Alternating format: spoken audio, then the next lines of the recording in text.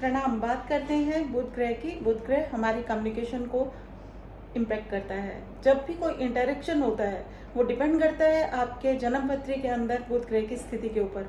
अगर बुध के ग्रह की स्थिति किसी भी तरह से प्रभावित है या बुरे प्रभावों से पीड़ित है तो आपका कम्युनिकेशन जो है उसको इम्पैक्ट करेगा और आप अपनी बात को दूसरे तक सहज तरीके से पहुंचा नहीं पाएंगे, या आपका जो भी कम्युनिकेशन होगा that will create more misunderstanding than giving it a positive shape। तो क्या करना है, हम लोगों को ये अंडरस्टैंड करने की ज़रूरत है कि बुध ग्रह आपकी जन्म पत्री में प्लेस्ड कैसे है और किन घरों का स्वामित्व तो लेके वो बैठा है। तो खास तौर पे वो घर जिनकी रूलरशिप बुध की होती है वो सबसे ज़्यादा प्रभावित क्षेत्र होते हैं, जो हम लोगों के जीवन के अंदर जिनसे जुड़ा हुआ कम्युनिकेशन हमें हमारे जीवन के सक्सेस को कम करने में अपना योगदान देता है। अब देखना इसे इस एंगल से भी होता है कि बुध जो है वो जन्मपत्री में बैठा कहाँ है।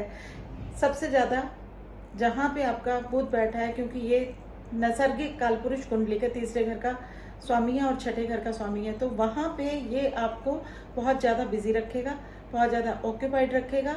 और दूसरा इसका काम होता है आपको सबसे ज़्यादा यहाँ पे ये दुखी भी रखेगा, क्योंकि आप अपने एफर्ट्स को लेके बहुत ज़्यादा कॉन्शियसली वर्क कर रहे होंगे वहाँ पे।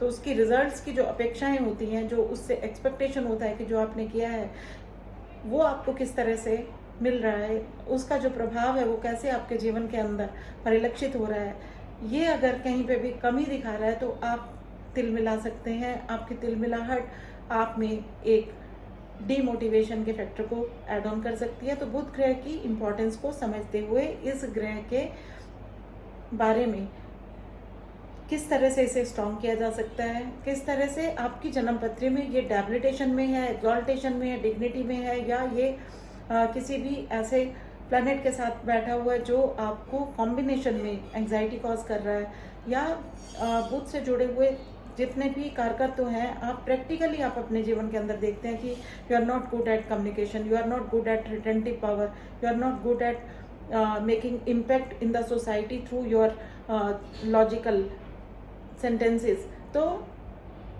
बुध ग्रह को कैसे आप स्ट्रॉन्ग कर सकते हैं उसके ऊपर चर्चा करेंगे। दूसरी बात आपको मैं ये बताने जा रही हूँ आज की, मरकरी जो है वो आपके चार्ट के अंदर जिस भी घर में होता है, जब उसके ऊपर चंद्रमा गोचर करते हैं, वो जो पर्टिकुलरली 2-2.5 दिन का जो समय रहता है उस समय में अवॉइड करना चाहिए। हमें मेल सेंड करने हैं, अगर बहुत इंपॉर्टेंट मेल सेंड करने हैं तो हमें इस समय में अवॉइड करने चाहिए।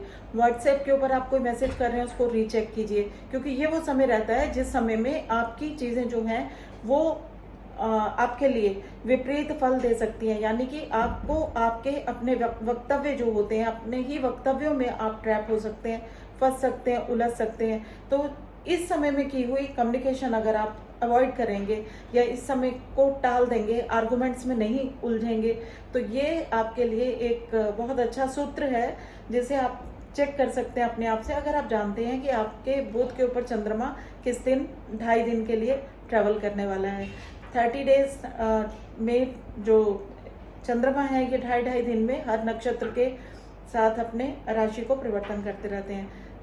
इसके अलावा बुध ग्रह जो है, क्योंकि अगर आप इस बारे में भी नहीं जानते हैं तो बुध ग्रह को मजबूत रखने के लिए, बुध की ब्लेसिंग्स को लेने के लिए गणेश जी की स्तुति, गणेश जी के नाम, गणेश जी का ध्यान, श्री गणेश, गणेश ओम गणेशाय नमः मंत्र के साथ अपने दिन की शुरुआत कीजिए। ग्रीनरी जो है वो बुध को सिग्निफाई करती है, तो प्लांटेशन जो है इसमें आप अपना योगदान दीजिए। जितना ज़्यादा आप पेड़ पौधों को प्रिजर्व करेंगे, वृक्षारोपण करेंगे, उतना ज़्यादा आपके बुध की एनर्जीज आपके ऑरा के अंदर शामिल होती जाएंगी। और बुध ग्रह की एनर्जीज को सबसे ज़्यादा स्ट्रांगली एक्टिवेट करने के लिए आपको आंवले का प्रयोग करना चाहिए। आंवला अपने खाने में, डाइट में, गूसबेरी, ड्राइड गूसबेरी जो है इसको अपने डाइट में शामिल कीजिए। अब देखेंगे कि बुध की एनर्जीज आपके ऑरा के अंदर दिखाई देनी शुरू हो गई हैं। बुध का जो व्यक्तित्व होता है ये आपकी स्किन को भी ग्लो देता है, आप अपनी उम्र से छोटे दिखते हैं। तो बुध ग्रह की एनर्जीज को एक्टिवेट रखने के लिए कुछ समय ग्रीनरी में जरूर व्यतीत कीजिए। गार्डन आपके आसपास अगर नहीं है तो आप कम से कम ग्रीन कलर की किसी पेंटिंग के ऊपर त्राटक की क्रिया कर सकते हैं। त्राटक की क्रिया बहुत इजी होती है। आपको अपने आईज के लेवल के ऊपर किसी ग्रीन ऑब्जेक्ट को लगातार देखना है विदाउट ब्लिंकिंग योर आईज। पलक को झपकाना नहीं है। जितना ज़्यादा आप इस प्रैक्टिस को करते हैं उतना ज़्यादा बुध ग्रह की एनर्जीज को आप अपनी तरफ आकर्षित करते हैं। साथ में आपके अनाहत चक्र को भी ये एक्टिवेट करता है, और अनाहत चक्र जब आपका सही होता है तो आपका जो कम्युनिकेशन फैक्टर है ये लोग आपको सुनना पसंद करेंगे। बुध जो है ये क्योंकि एक ऐसा ग्रह है जिसको जो अकेला है तो बहुत ज़्यादा खतरनाक है। अगर जन्म पत्री में बुध की स्थिति आपके किसी घर में किसी ग्रह के साथ नहीं है या इसको कोई दृष्टि संबंध नहीं है तो बुध जो है वो बहुत ज़्यादा आपको विचलित करेगा।